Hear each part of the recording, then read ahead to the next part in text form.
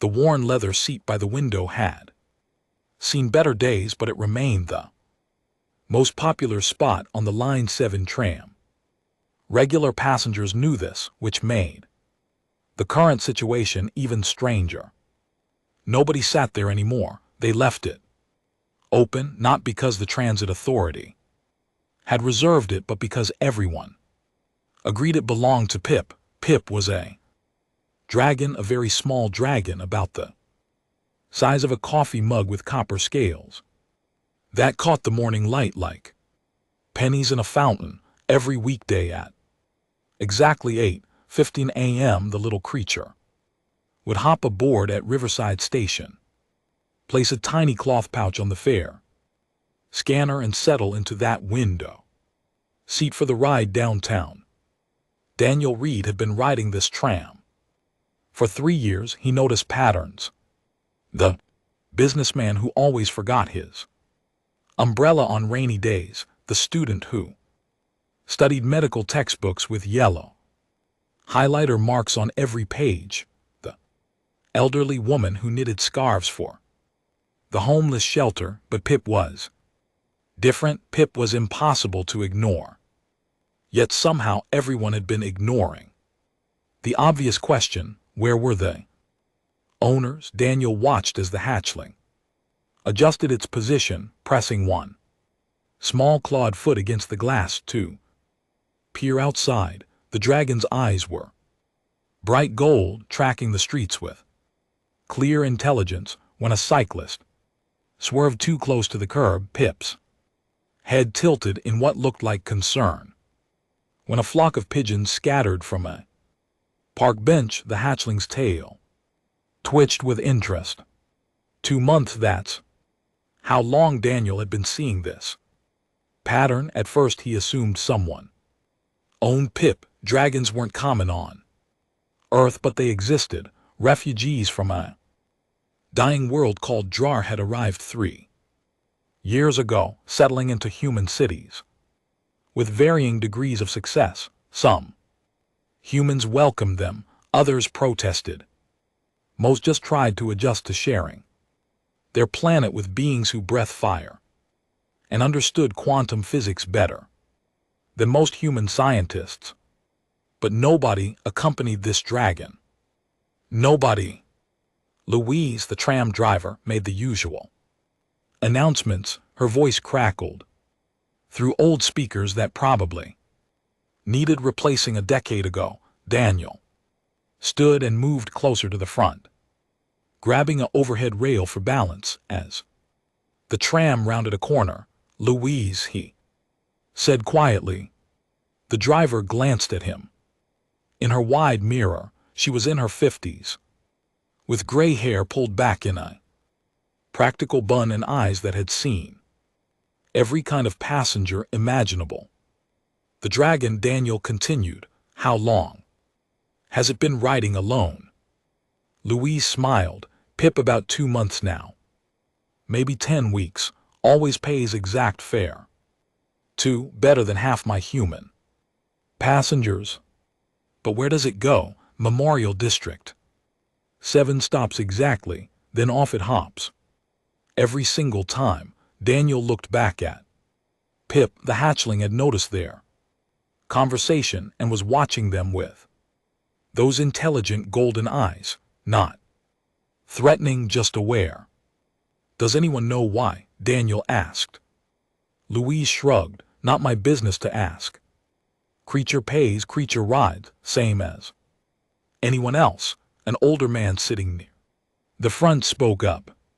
His name was Gordon, and he worked maintenance at the library. I followed it once, just curious, you know. Went all the way to some animal clinic on Maple Street. Little thing squeezed right through the pet door like it owned the place. An animal clinic. Daniel frowned. Yep. Rosewood something. Real small place. Looked pretty run down, if I'm honest.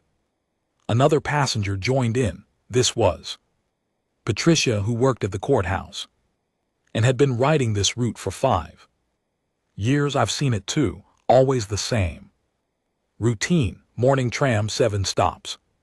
Straight to that clinic, then back again. At 5:47 p.m. like clockwork. Daniel moved back toward Pip's seat. Dragon watched him approach but didn't seem alarmed. Up close Daniel could see details he'd missed from farther away. The copper scales had tiny variations in color, creating patterns like tree rings. The wings folded neatly against the small body had membranes so thin they were almost transparent. The cloth pouch that held the fair money was tied with a careful knot that no animal should be able to manage. "Hey there," Daniel said softly. Pip made a sound. Not quite a chirp, not quite a hum. Something musical and pleasant that made Daniel think of wind chimes on a summer porch. "You understand me, don't you?" The dragon's head tilted, one small foot lifted and touched the window again, pointing at something outside. They were approaching Memorial District. 3 more stops. Daniel made a decision. Today was his day off. He'd planned to sleep late and catch up on laundry. Instead, he was going to follow a palm-sized dragon to an animal clinic and find out what was really happening. When Pip stood and moved toward the exit door, Daniel followed. Louise caught his eye mirror and nodded once. She'd been wondering too. They all had been, but Daniel was the one finally doing something about it. The tram stopped. The doors hissed open. Pip hopped down onto the sidewalk with surprising grace. For something with wings, the hatchling paused, looked back at Daniel, then continued walking. Daniel stepped off the tram and let the doors close behind him. The vehicle pulled away, carrying Patricia and Gordon and all the other regulars who'd chosen to stay in their comfortable routine of not asking questions. But Daniel had always been the type to ask questions. It's what made him a decent social worker, even if the job was slowly burning him out, and this question felt important in a way he couldn't quite explain. Why does a dragon hatchling ride the city tram alone every single day? The answer was 7 blocks away, past the coffee shop that sold day-old pastries at discount prices, past the laundromat where Mrs. Chen was already loading industrial washers, past the barber shop that hadn't updated its pole in 30 years. Pip walked with purpose. Small claws clicked on concrete, golden eyes stayed alert, and Daniel Reed followed, about to discover that some mysteries have answers far more beautiful than anyone expects. Memorial District smelled like old brick and yesterday's rain. The buildings here had character, which was a polite way of saying they desperately needed renovation. Faded awnings stretched over cramped storefronts, cracked sidewalks buckled around tree roots that nobody had bothered to trim. This was the part of New Portland that tourists never photographed. Pip navigated the streets like a local resident. The dragon waited at crosswalks, watching the traffic signals with obvious understanding. When the white walking symbol appeared, the hatchling crossed. When it showed the red hand, Pip stayed put. Daniel found himself impressed. Most humans didn't follow traffic laws this carefully. They passed a bodega where the owner was stacking crates of produce outside. The man spotted Pip and waved. "Morning, little one," Pip chirped back, that same winchum sound Daniel had heard earlier. "You know that dragon?" Daniel asked. Stopping, the bodega owner nodded. His name tag read Carlos. "Sure, Pip comes by almost every day, sometimes stops for a drink from the water bowl I leave out. Polite little thing, never causes Trouble, do you know where it's going? Carlos pointed down the street. Rosewood. Animal care, Dr. Oak's place, been there. 40 years, that clinic, good man. The doctor, real good man, Daniel thanked him and continued following. 3 blocks later he found it, the sign hung crooked above a narrow doorway, Rosewood. Animal care, the paint was fading. 1 window had a crack sealed with clear tape. The door itself looked solid, but the frame around it had started to rot. This was not a thriving business. Pip approached a small pet door installed at the bottom of the main entrance. The hatchling pushed through with practiced ease and disappeared inside. Daniel hesitated for just a moment, then opened the human-sized door and followed. The interior matched the exterior. Linoleum floors, walls that probably used to be white but had faded to cream. Waiting area with mismatched chairs and outdated magazines, but it was clean. Spotlessly clean, someone took care of this place even if they couldn't afford to update it. Behind the reception desk sat an elderly man with white hair and gentle eyes, magnified by thick glasses. He looked up when Daniel entered, then smiled when he noticed Pip settling onto a heated pad near the desk. "Good morning, Pip," the old man said warmly, then to Daniel. "Can I help you?" Daniel felt suddenly awkward. Yes, maybe. I'm Daniel Reed. I work in social services. I've been seeing this dragon on the tram and I was curious." The old man stood slowly, joints clearly protesting. He extended a weathered hand. "Dr. Henry Oakes, and yes, Pip rides the tram alone. I was worried about it at first, but the little one is remarkably capable." They shook hands. Daniel noticed the doctor's grip was still firm despite his age. "I don't understand," Daniel said. "Why is a dragon hatchling coming to your clinic every day?" Dr. Oakes moved around the desk, gesturing for Daniel to follow. "That makes 2 of us. Pip just showed up one day about 2 months ago, came right through that pet door like we'd been expecting each other. I tried to shoo it away at first, thought maybe it was lost, but it kept coming back." They walked into the examination room. The space was small but well organized. Medical instruments lined the walls. An examination table dominated the center. Everything looked old but functional. "Then I noticed something," Dr. Oakes continued. "Pip wasn't here to be cared for. The little one was here to help." As if on cue, the bell above the front door chimed. Dr. Oakes excused himself and returned to the reception area. Daniel heard a woman's voice, stressed and worried. "Dr. Oakes, thank goodness you're open. It's Pepper, she won't stop shaking." Daniel peered around the corner. The woman held a small dog carrier. Inside, a chihuahua trembled violently, eyes wide with fear. The woman looked close to tears herself. "Bring her back to the exam room," Dr. Oakes said calmly. That's when Daniel witnessed something remarkable. Pip immediately moved from the heated pad to the exam room, positioning itself near the examination table. When Dr. Oakes lifted the terrified chihuahua out of the carrier, the little dog started barking frantically.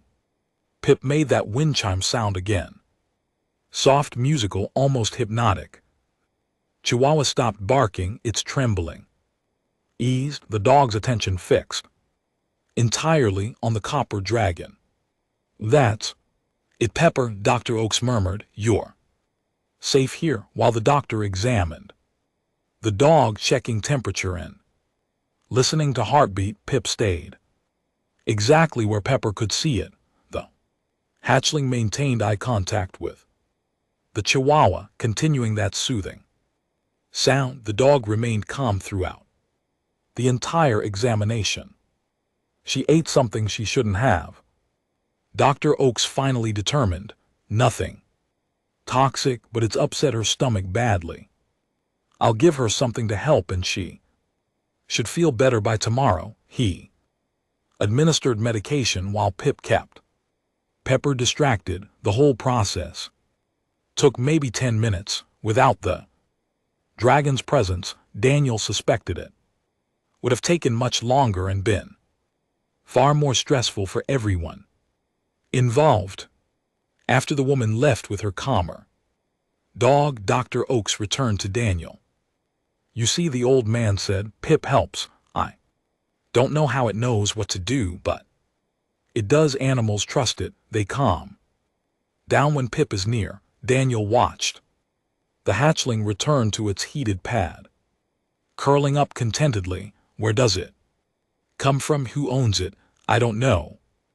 Dr. Oakes admitted, I've tried following after work, but my knees aren't what they used to be. Pip leaves every evening at 5:30, goes back to the tram stop and rides away. I assume it has a home somewhere, a family. The old man moved to a small coffee maker in the corner and poured himself a cup. His hand shook slightly. Daniel noticed other signs too, the exhaustion in the doctor's eyes, the way he winced when he bent to reach supplies, the dust on the reception desk that suggested no one had cleaned it in days. Are you running this clinic alone? Daniel asked. Dr. Oakes sighed. My assistant quit 3 months ago. I couldn't afford to keep paying her. Business has been slow. Most people go to the new fancy clinic on the north side now. They have all the modern equipment. I just have experience and stubbornness. And Pip's, Daniel added. The old man smiled. Yes, and Pip, the little ones, been a blessing. Makes the days less lonely, makes the work possible. Honestly, I don't know what I'd do without that dragon's help. Daniel looked at Pip, seeing the hatchling with new eyes. This wasn't just a curious mystery about public transportation. This was something deeper, something that mattered. Daniel spent the entire day at Rosewood Animal Care. He told himself it was research for his social work cases, though he knew that was only partly true. The real reason was simpler. He wanted to understand what Pip was doing here. The morning brought a steady stream of patients, a cat with an ear infection, a rabbit that had stopped eating, a elderly beagle with arthritis. Each time Daniel watched Pip work, the hatchling had developed a system. When Dr. Oakes called a patient back, Pip would position itself strategically. For nervous animals, the dragon stayed visible but at a distance, making those calming wind chime sounds. For aggressive animals, Pip remained out of sight, but close enough that its presence seemed to ease tension. For animals in pain, the hatchling would curl up nearby, radiating warmth from its small body. But Pip did more than provide emotional support. The dragon had learned the clinic's routines. When Dr. Oakes needed gauze from the lower cabinet, Pip retrieved it before being asked. When an instrument rolled toward the floor, the hatchling caught it with surprising speed. When the phone rang and the doctor's hands were full, Pip would hop up to the desk and tap a button with its snout, activating the speaker function. How long did it take Pip to learn all this? Daniel asked. During a brief quiet moment, Dr. Oakes refilled a water bowl which Pip promptly used. Maybe a week. Little one watches everything, remembers everything. Dragons are supposed to be highly intelligent, but seeing it in Person is something else entirely. A young woman arrived with a cardboard box. Inside, 6 kittens mewed. Desperately, I found them behind the grocery store, she explained. No mother anywhere. I don't know what to do. Dr. Oaks examined each kitten carefully. They were perhaps 3 weeks old, eyes barely open and severely dehydrated. They need formula every 2 hours, he said quietly. Round the clock care for at least a week. Can you take them? The young woman asked. Hopefully. The old doctor hesitated. Daniel saw the conflict on his face. Taking in 6 orphaned kittens meant endless work, and Dr. Oaks was already stretched impossibly thin, but refusing meant the kittens would likely die. I'll take them, Dr. Oaks finally said. After the woman left, Pip immediately moved to the box of kittens. The hatchling climbed inside carefully, settling among the tiny creatures. Within moments, the desperate mewing quieted. The kittens crawled toward Pip's warmth, piling against the dragon's copper scales. Well, Dr. Oak said, surprised, that solves one problem. They need to stay warm.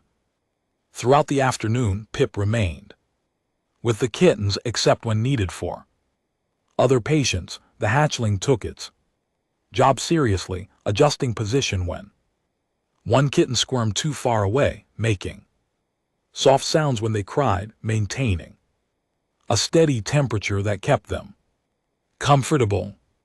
Daniel helped where he could. He answered the phone. He swept floors.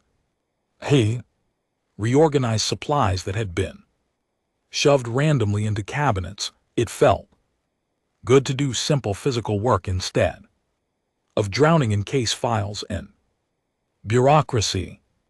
Around 3:00 in the afternoon, Daniel noticed something concerning. Dr. Oaks missed a step and caught himself against the wall. The old man's face had gone pale. Are you okay? Daniel asked quickly. Just tired, Dr. Oaks insisted, but his hand trembled as he reached for his coffee cup. When did you last eat? The doctor thought about it. Breakfast yesterday, I think. Yesterday? Daniel stared at him. You've been working for over 24 hours without food. I had a cat emergency late last night, then morning appointments started. Time gets away from me. Daniel made a decision. I'm going to get food. Real food, don't argue. He left before Dr. Oaks could protest and returned 20 minutes later with soup, sandwiches, and fruit from a nearby deli. He practically forced the old man to sit and eat. While they ate, Dr. Oaks talked about his late wife, who had helped run the clinic for 30 years, about watching the neighborhood change, new clinics opening with fancy equipment and corporate backing, about the families who still came to him because they trusted him, even though he couldn't offer the latest technology. I thought about closing, Dr. Oaks admitted quietly. About 6 weeks ago I was exhausted, broke, couldn't see the point of continuing. Then Pip showed up. He looked at the dragon, still curled protectively around the box of kittens. That little one gave me a reason to keep going, something to look forward to each morning, and the help, well, it made everything possible again. I don't understand why Pip chose me, but I'm grateful. Daniel felt something heavy settle in his chest. This was exactly the kind of situation he dealt with in his social work, just from an unexpected angle. An elderly person struggling alone, a valuable community resource failing due to lack of support, a need being met in the most unlikely way by a palm-sized dragon that rode public transportation. The afternoon appointments continued.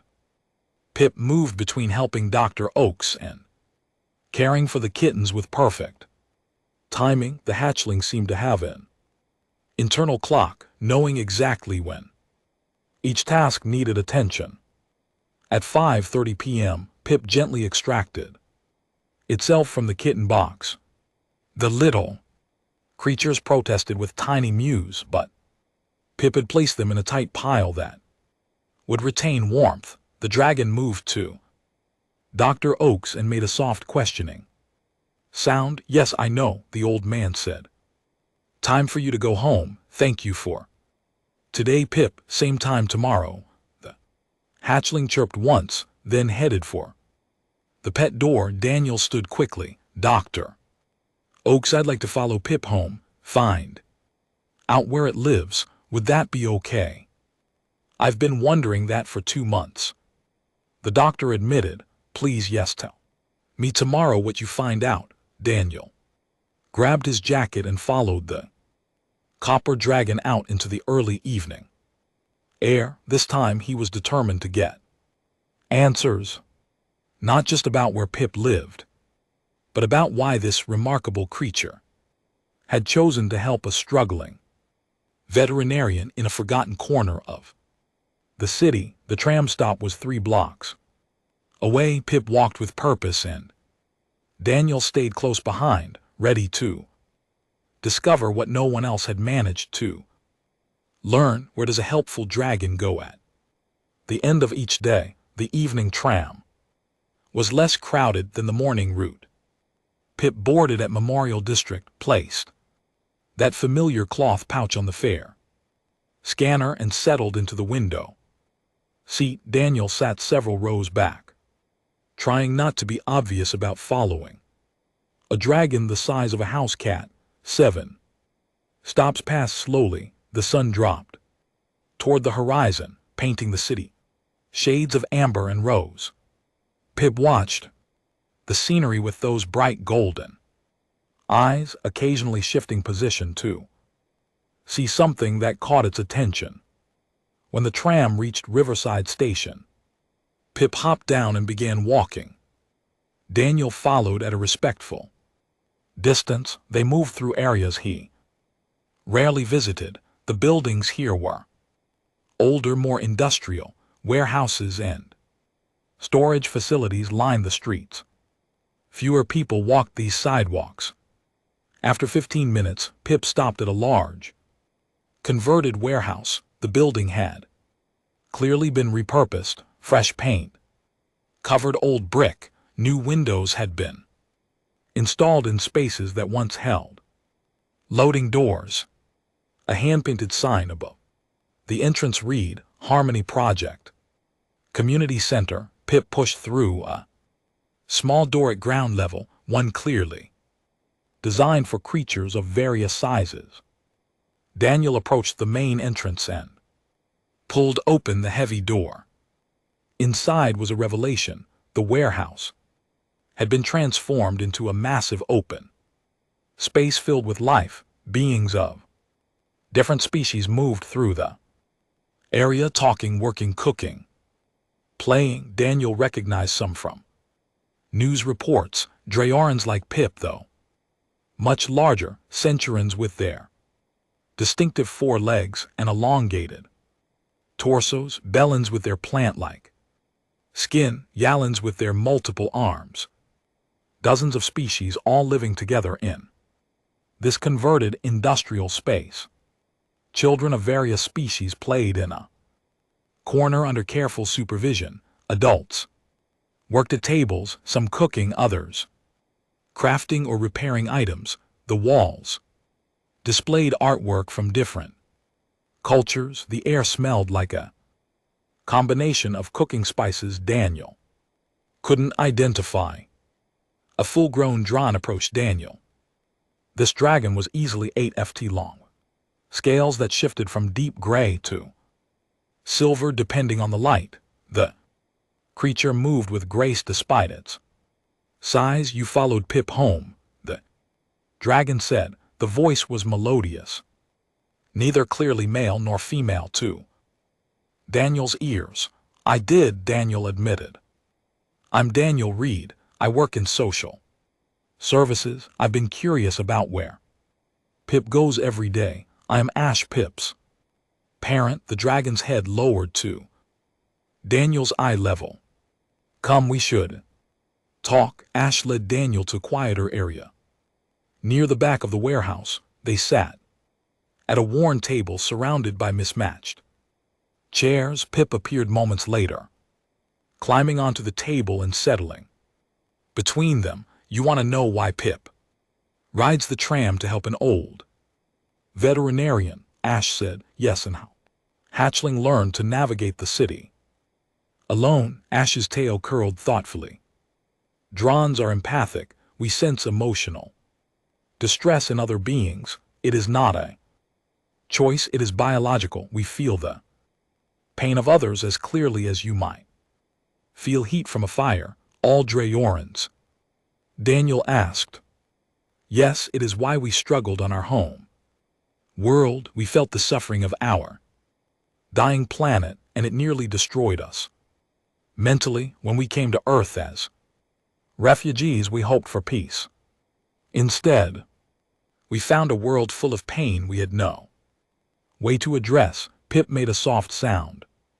Ash gently touched the hatchling with one clawed foot. Pip hatched 6 months ago, Ash continued. From the beginning, this little one's empathic sense was strong, unusually strong. 2 months ago, Pip became distressed, would not eat, would not sleep, kept trying to leave the community center. The hatchling sensed Dr. Oak's. Daniel realized. Yes, I finally followed Pip and discovered the source, an old human, exhausted and sad, working himself to death in a small clinic. Pip wanted to help, needed to help. To ignore such distress would have been torture for my child. Ash explained how they worked together to make it possible. The dragon parent taught Pip about human transportation systems, about money and fair payment, about traffic rules and safety. Other refugees at the community center contributed coins and small bills for daily tram fare. We could have visited together, Ash said, but the doctor is afraid of large dragons. Many humans are. Pip's size makes the hatchling non-threatening, approachable. The small one can help in ways I cannot. Daniel absorbed this information. Around them, the community center buzzed with activity. He watched a bellend carefully, tending to window boxes full of herbs.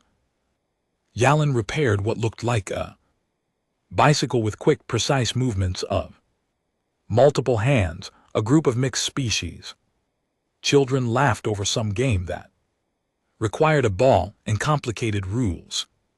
Tell many refugees live here? Daniel asked. 43 currently, Ash replied. More arrive monthly. Earth accepted us when our worlds failed, but integration is difficult. We want to contribute to help, but we do not understand human systems, your laws, your paperwork, your ways of organizing society. Many of us try to help in our own ways and sometimes cause problems unintentionally. Daniel thought about this. He worked in social services. He knew how complicated human bureaucracy could be for humans, let alone for beings from entirely different cultures. Pip helps Dr. Oakes because the hatchling senses his pain, Daniel said slowly, but there's no legal framework for it, no official recognition. If something went wrong, if Pip got hurt or caused an accident, there could be serious consequences. I know, Ash said quietly, but what is the alternative? To let my child suffer from feeling Dr. Oak's despair and being unable to respond, to let an old man work himself to death because he has no help. These options are also terrible. Pip chirped and touched Daniel's hand. With one small foot, the copper scales felt warm, almost comforting. Daniel looked into those golden eyes and saw intelligence, compassion, and genuine concern. Dr. Oakes doesn't know about this place. Daniel said he doesn't know where Pip comes from. We thought it better to remain unknown. Ash explained, humans are not always comfortable with us. Doctor might refuse Pip's help if he knew the full situation. Daniel considered everything he'd learned. A dragon hatchling traveling across the city alone every day to help. A struggling veterinarian, a community of refugees trying to find their place on a foreign world, an old man too proud or too tired to ask for the help he desperately needed. This wasn't just about Pip anymore. This was about something bigger, something that needed more than a small dragon and good intentions to solve properly. I think I can help, Daniel said finally. Really help not just Pip and Dr. Oakes, but all of you, but I'll need time to work out the details. Ash studied him carefully. Why would you do this? Because it's my job, Daniel said, and because it's the right thing to do. Daniel's apartment was small and cluttered with case files, but his laptop worked perfectly. He spent the entire night researching, making phone calls despite the late hour, and drafting proposals. By sunrise he had consumed 4 cups of coffee and filled a notebook with plans. The problems were clear. Pip was operating in a legal gray area. Dr. Oakes needed financial support. His failing clinic couldn't generate the harmony project refugees wanted to contribute to their community but lacked the knowledge to do so within human systems. 3 separate issues that Daniel realized had one interconnected solution. His first call at 8:00 a.m. when at Beverly Park, a former colleague who now worked with a nonprofit focused on veterinary care in underserved communities. Beverly, I need your help with something unusual, Daniel began. 2 hours later, Beverly sat in Daniel's apartment reviewing documents and shaking her head in amazement. A dragon hatchling has been volunteering at a clinic for 2 months, and nobody reported this. The neighborhood loves Pip, Daniel explained. They saw a small creature helping an old man who needed it. Why would they report that? Because it's legally complicated, Beverly said. But she was smiling. However, it's also exactly the kind of story that could bring attention to Dr. Oak's clinic, and attention means funding opportunities. She pulled out her own laptop and started typing. There's a grant program specifically for rural and economically disadvantaged veterinary practices. Dr. Oakes would qualify easily if he applies. Within the next month, he could receive up to $50,000 for equipment, repairs, and operational costs. That solves the clinic's financial problem, Daniel said. But what about Pip? Beverly thought for a moment.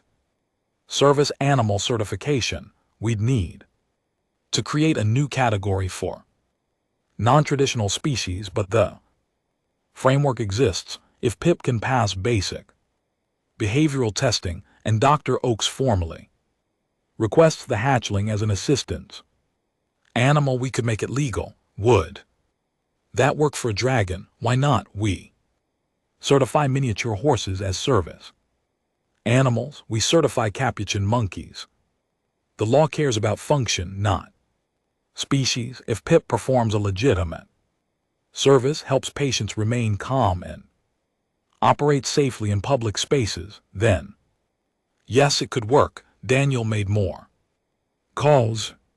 He contacted the city's animal control department. He reached out to the transit authority about creating identification cards for non-human passengers. He spoke with a lawyer who specialized in disability rights and service animal law. Age, conversation took time and required careful explanation. Many people were skeptical, some laughed, but slowly, piece by piece, Daniel built a structure that could support what Pip was already doing. 3 days later, he visited the Harmony Project again. Ash listened carefully as Daniel outlined his plan. Other refugees gathered around, curious about the conversation. Daniel noticed a Centurion who kept adjusting its translation device to better understand. The key is legitimacy, Daniel explained. Right now, Pip helps Dr. Oaks through goodwill and luck, but that's fragile. One complaint, one accident, one bureaucrat having a bad day, and everything collapses. We need official recognition. How? Ash asked. We create a pilot program, the interspecies community bridge. It would connect refugees who want to help with human communities that need assistance, but we do it properly, with training, legal protection, and coordination. Eileen spoke up. Her voice came through a translation device that made her words sound mechanical. We try to help already, but we make mistakes. We do not understand human customs. Exactly, Daniel said. That's why we need structure, training programs that teach Earth customs and laws, coordination with human organizations that know what help is actually needed, legal frameworks that protect both refugees and the humans they assist. He spread out documents on a table. Here's what I've put together so far. Dr. Oak's clinic can receive grant funding if he applies properly. I'll help him with the paperwork. Pip can become a certified therapy animal with official identification. The Tram authority has agreed to issue service animal passes for non-humans who complete basic safety training. Ash's eyes widened. Pip would be legal, completely legal, protected under the same laws as any other service animal. Abelin approached the table. His plant-like skin shifted colors as he communicated through a translation. Collar, I grow food in my community gardens, but sometimes humans tell me to stop. They say I need permits. We can get you permits, Daniel said. We can connect you with community garden organizations that need experienced growers. Make your work official. Centurion, who'd been listening closely, spoke next. I fix things, machines, structures. I see broken playground equipment and repair it at night, but I frighten people because I am large. We partner you with the parks department, Daniel explained. They're always looking for skilled maintenance workers. You could help officially during the day with proper identification. Over the next hour, more refugees shared what they had been doing quietly, often at night, to help the human communities around them. Each story revealed both genuine desire to contribute and the problems that came from working outside official systems. Daniel took notes on everything. Each refugee skills, each problem they'd encountered, each community need they'd tried to address. This is bigger than I thought, he admitted to Ash. You're not just a community center, you're an entire workforce of skilled beings who want to help but don't know how. We left our dying worlds with little except our abilities, Ash said quietly. We want to be useful on this one. Daniel felt something shift in his chest. For 3 years, he'd been burning out on social work, drowning in bureaucracy and hopelessness, but this was Different, this was connecting people who needed help with beings who wanted to help. This was building bridges instead of filling out forms. I need to quit my job, Daniel said. Suddenly, Ash tilted their head. Why? Because this needs someone full-time. Someone who understands both human systems and refugee needs. Someone who can make this work properly. He looked around at the gathered refugees. I think I can get funding to create an actual organization, make this my full-time work instead of something I do on the side. You would do this? Ash asked. I would love to do this, Daniel said honestly. Pip, who had been curled up quietly nearby, chirped approval. The small dragon hopped onto the table and touched Daniel's hand with a warm copper foot. Everything started with a small dragon riding a tram to help one old veterinarian. Now it was becoming something much larger, something that could change how humans and refugees live together in this shared world. 3 months changed everything. The Line 7 tram rolled through New Portland. Under clear morning skies, Pip sat in the usual window seat, but now the hatchling wore a small vest. The fabric was deep blue with an official patch that read, Certified Therapy Animal. The vest had been custom made by a Yallen seamstress at the Harmony Project, sized perfectly for a palm-sized dragon. Daniel sat 3 rows back reviewing notes. On his tablet next to him sat a centurion named Reed, heading to Lincoln Elementary School, where he taught math to 3rd graders twice a week. The children loved him. Their test scores had improved dramatically. Across the aisle, a bellend named Moss traveled to her shift at the Community Garden Cooperative. She taught dozens of humans how to grow vegetables in poor soil using techniques from her home world. The waiting list for her classes now stretched 3 months. Louise, the tram driver, smiled at her diverse passengers. She'd seen the changes firsthand. What started as one small dragon riding alone had become something the whole city talked about. The tram company had even updated their policies, creating clear guidelines for non-human passengers. Other routes now had similar stories. Dr. Oak's clinic looked different. New paint covered the exterior. The cracked window had been replaced. Inside, modern equipment sat alongside the old familiar tools. 2 veterinary students volunteered 3 days a week, getting practical experience while helping with the workload. The waiting room was full. When Pip arrived, a nervous poodle, a cat with an injured paw, a rabbit that needed vaccinations, each owner greeted Pip warmly. The dragon had become famous. In Memorial District, parents pointed the hatchling out to their children.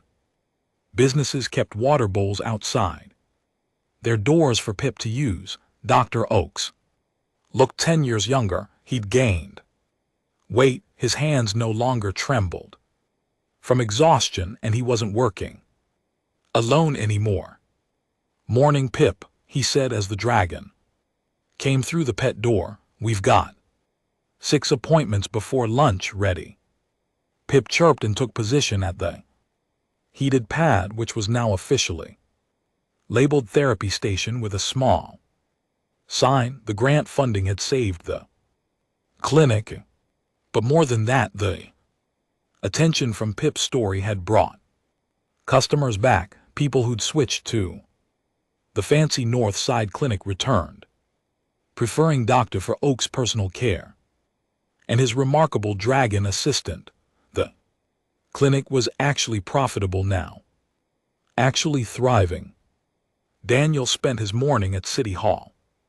He'd quit his social work position 6 weeks ago and launched the Inner Species Community Bridge as a formal nonprofit organization.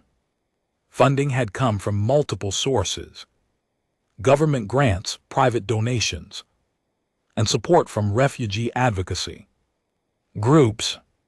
Today, he was presenting the 6-month results to the city council. The numbers were impressive. 43 refugees now had official volunteer positions. Community gardens had tripled their produce output.